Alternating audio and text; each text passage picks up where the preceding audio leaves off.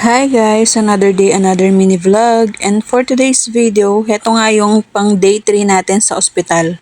Pagkagising nga namin dito ay hinilamusan ko na nga itong si kuya para nga pag dumating si doc ay mabango-bango naman siya. Hindi ko pa nga mapaliguan si kuya dahil meron pa nga siyang dextrose kaya naman hinilamusan ko na nga muna siya.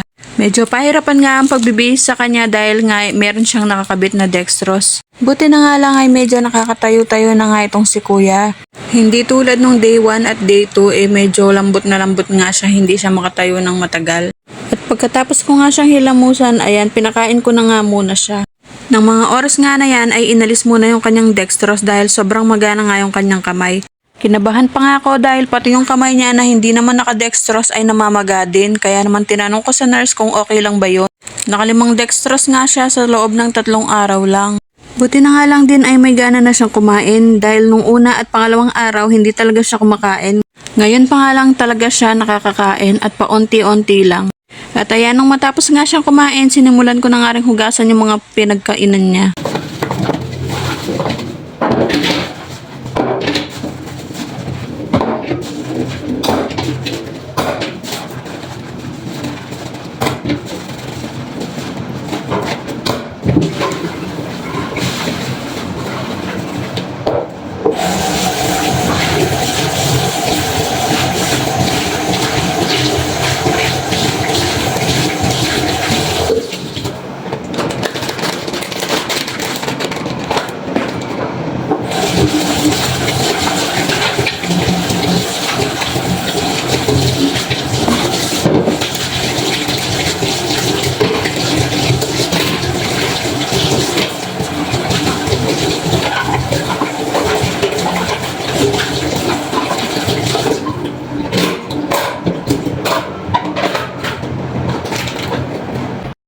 At nang matapos na nga akong maghugas ng mga pinagkainan niya, tinanggal ko naman nga itong ibang kalat dito sa aming lagayan.